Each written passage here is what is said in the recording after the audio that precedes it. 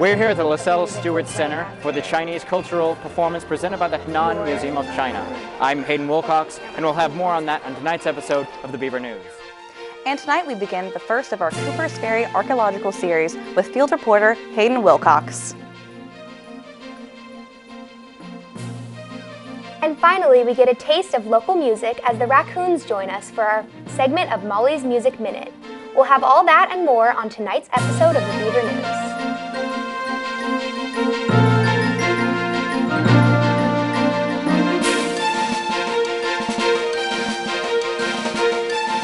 Good evening and welcome to your Tuesday night edition of the Beaver News. We're glad you could join us. I'm Emily Schucht. And I'm Molly Jones. Welcome to the first episode of the Beaver News of winter term. On Thursday of last week, OSU was graced with a very unique opportunity to experience ancient Chinese culture as presented by the Henan Museum of China. Hayden Wilcox has the story.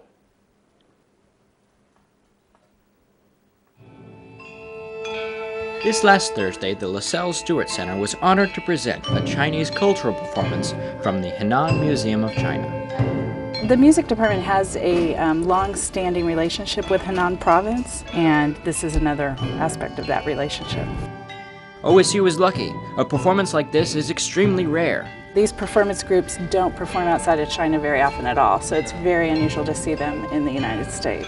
I liked how they showed off the instruments at the beginning. It was an interesting way to do that. The songs performed at this cultural assembly were played on replicas of instruments found buried in tombs of the Henan province of China. Historical evidence tells us that some of these instruments were created as far back as 7,000 years ago. But the crowd favorite of the evening? The Kung Fu, yeah. A demonstration by Shaolin Kung Fu martial artists. I'd have to say the mid-time was the best part of my time. It's pretty cool.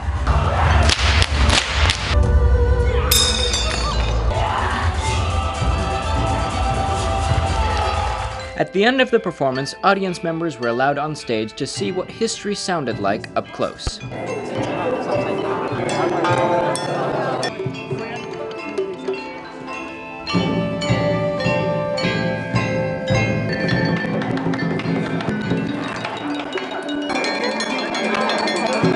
And the overall consensus for the show? It was awesome. This has been Hayden Wilcox for the Beaver News. And like Hayden explained, some of those instruments are from as far back as 1000 BC. Oregon State is very lucky to be honored with such a presentation, and it's a shame that there weren't more performances. I agree, Molly. But if you're still interested in learning more about Chinese culture, there's still Hmong Night 2013, a nearly 1 month long event. Hmong Night is continuing this week for a night of culture and celebration. The event is put on by the Hmong members of Oregon State University in the OSU Ballroom and strives to enlighten its audience by the live traditional dances and vocal performances by the local members and friends of the group. Admission is free and the doors open at 5:30, but keep in mind seating is limited. Yesterday might have been his birthday, but OSU's 2-week remembrance of Dr. Martin Luther King Jr.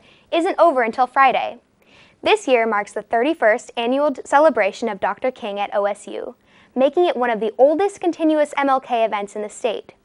The theme of this year's observance is Reclaiming the Revolutionary Dream. According to the Office of Equity and Inclusion here at Oregon State, the event is intended to, quote, provide opportunities for our community to learn about and reflect on the life and legacy of Dr. King and collaboratively envision ways to carry his work forward. And the Martin Luther King Jr. celebrations continue today in the Trysting Tree Lounge, where students were able to sign a pledge in honor of MLK. Throughout the day, individuals signed a pledge to reaffirm their support for nonviolent social change, equality, and justice, as well as freedom and peace. A candlelight vigil will also be held tonight shortly after 7 p.m. The walk will take place starting at the Black Culture Center and ending on the Memorial Union steps.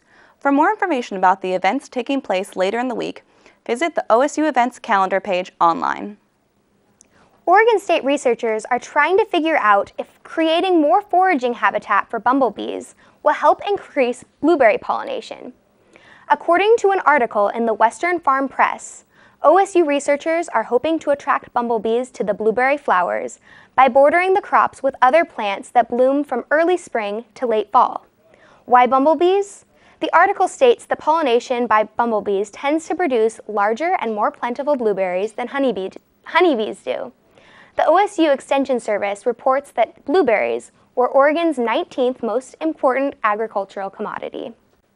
While we're on the topic of interesting studies from Oregon State researchers, let's take this moment to pivot to our Cooper's Ferry Archaeology series. Tonight marks the first video in an investigative series produced by Beaver News reporter Hayden Wilcox.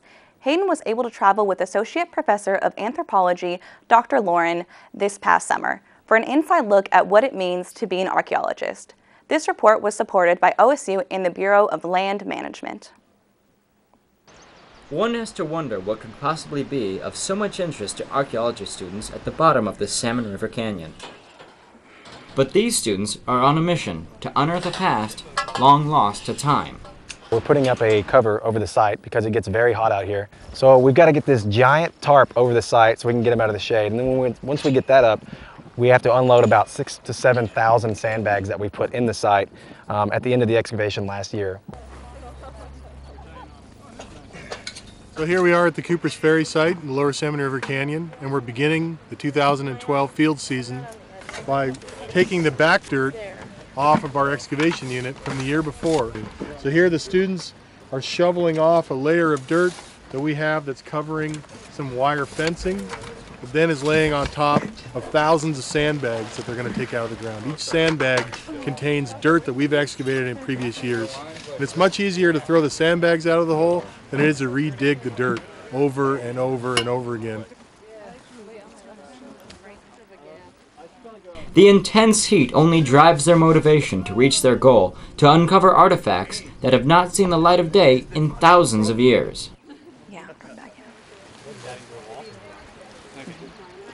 As we open up the site to start a new season, the students will find a level form that is information about the last excavation level that was conducted in each of the different squares, so we know exactly where to take off from where the last students ended.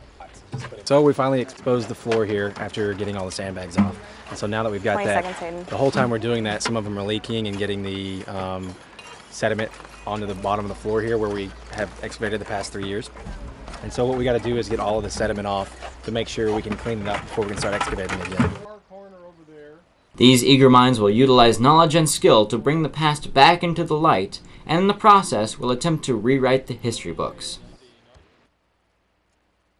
This is Hayden Wilcox, reporting from Cooper's Ferry Archaeological Field School for the Beaver News. We will be continuing to run this segment every night, Monday through Thursday, with coverage of different subjects each night. Tune in tomorrow as Hayden shows us what kinds of tools archaeologists use and what the process for excavation is. Registration for OSU Has Talent is open now until February 6th. MUPC invites all Oregon State students who think they have a talent and unique ability or skill to audition for OSU Has Talent competition. The 8 most talented finalists will perform on March 1st in the MU Ballroom. The top 3 acts will be awarded $300 for first place, $200 for second place, and $100 for third place. OSU's Got Talent is a great way for local artists to show the community what they've got. But there's another opportunity to get a taste of local talent. KBVR FM is hosting A Taste of Weird, KBVR FM's Winter Rock Show. The show will be held at the International Forum in Snell Hall this Friday at 7 p.m. and will feature Portland-based bands such as Ninja Turtle Ninja Tiger, Minx, and A Happy Death. Doors open at 6:30 p.m. and the first band will play at 7 p.m. Admission is free and there will be giveaways throughout the night. All ages are welcome. While we're on the subject of music, it's time for our first ever segment of Molly's Music Minute.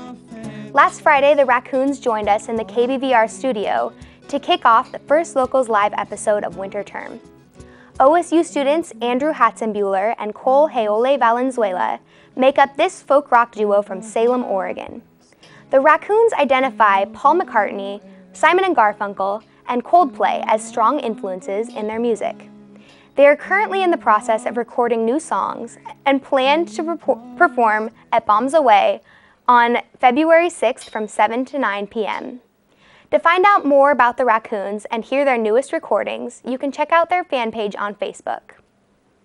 When we first started performing together as the Raccoons, we took ourselves really seriously. So we decided to kind of let things go and kind of goof around a little bit on stage sometimes. But we stopped taking us so seriously, personally, and we took the music more seriously. This has been Molly's Music Minute. If you'd like to see more local bands, be sure to tune in to Locals Live every Friday at 6 p.m. Roland Eisenhuth from Northwestern University gave a presentation today in Kidder Hall, held by the Economics Department here at OSU. The presentation was entitled Reference-Dependent Mechanism Design, in which Eisenhuth discussed his study of revenue maximizing mechanisms. For more information about further presentations held by the School of Public Policy and Economics program, you can contact the Economics Department via email at economics@oregonstate.edu.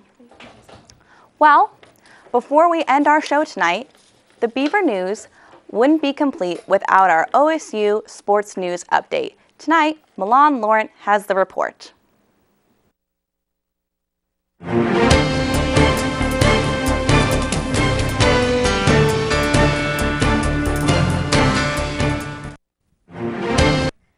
Thanks, Emily. This weekend, the OSU women's basketball team cruised past their Civil War rival with a 68-49 win in Gill Coliseum. This win completed a series sweep of the Ducks for the second consecutive time and propelled them to 5 consecutive wins over the University of Oregon. With this win, Oregon State advances to 9-9 overall and 3-3 in Pac-12 play. Allie Gibson and Jamie Wisner led the team with 14 points each, and Samantha Signer also added 10 in the Beaver victory. After this weekend, Wisner was named Pac-12 Freshman of the Week for the second consecutive week. Her contributions have helped the team in a big way, as Wisner averaged 18 points and 5.5 rebounds in the game. Wisner has scored in double figures in 6 straight games and 11 games overall this year. The Beavers head on the road to Washington this weekend to continue conference play. The Beavers face the Huskies Friday night and the Cougars on Sunday afternoon. For a more in-depth analysis of your OSU sports news, tune in to the Beaver Sports Show Thursday nights at 8 right here on KBVR. Thanks, Milan. Well, that's all the time we have for you tonight. I'm Emily Schucht. And I'm Milan Laurent. Be sure to tune in tomorrow night at 7 for more of the Beaver News. Have a good night.